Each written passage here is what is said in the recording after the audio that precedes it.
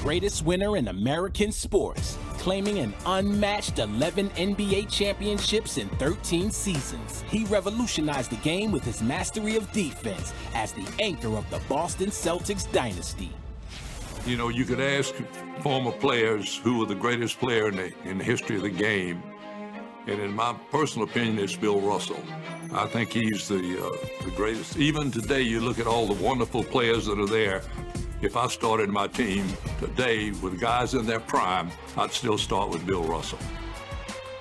We're in the playoffs against the Celtics, and we went up 2-1.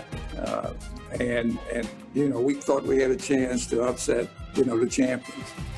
In one game, I got 44 points, and Russ came to me after the game and told me, don't you ever come into my area again. I'm gonna block every shot that you put up. I mean, and I listened to him. So I took jump shots instead of trying to drive to the basket. There's one thing that I'll never forget about Bill Russell. What a competitor he was. It's Game 5, 1967, 66, 67. We beat them for the championship. We're up approximately 20 points with a matter of seconds, 5 or 6 seconds left in the game. And Luke Jackson was going down for a layup. And I still can see Bill Russell chasing him down to try and block the shot.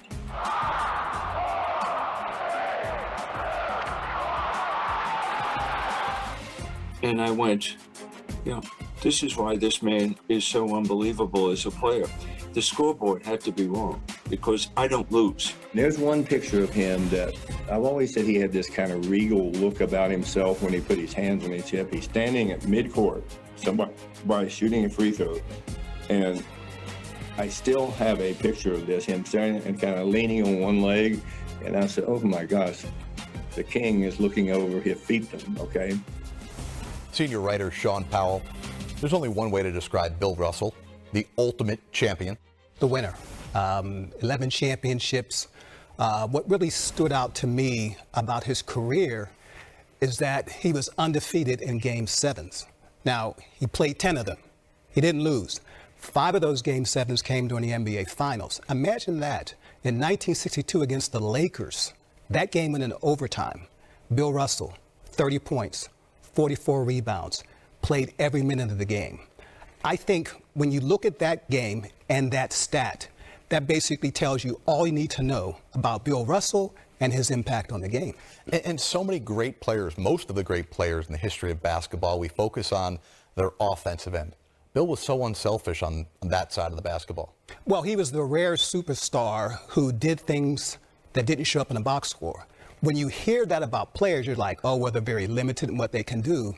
But Bill Russell was a fantastic rebounder, fantastic shot blocker. Well, how many shots did he intimidate? How many times did he bail out his teammates? How many times did he make it possible to trigger that fast break that led to baskets? See, those are the things about Bill Russell that you're just not going to find on a stat sheet. And beyond that, too, he was a pioneer of the game.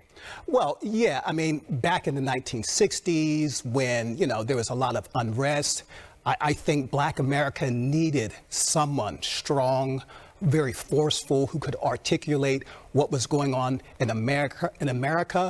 And I think Bill Russell basically fit that to a T. Playing for Bill Russell and being drafted by him was a biggest honor. Honestly, he's the advocate basketball player. So he always would have an opportunity to teach you about life more than basketball. And as a rookie, he said my job was to sit next to him on every plane, every bus ride, and every pregame meal. So I have a million Bill Russell stories because of that. The one story that kind of stands out for me is we were talking about foreign players coming into the league. I was watching him, you know, looking at a script, figuring out what was going on. I'm like, what's that? He's like, oh, some foreign players I'm looking at. I said, Coach, you're telling me there's not a great basketball player in Alabama, that you got to go all the way to Europe to get this guy? And he stopped me and he said, Kenny, as an African-American, you can never not want inclusion. And I was like, whoa. He took a small basketball moment as a jest and taught me a life moment about inclusion and about life.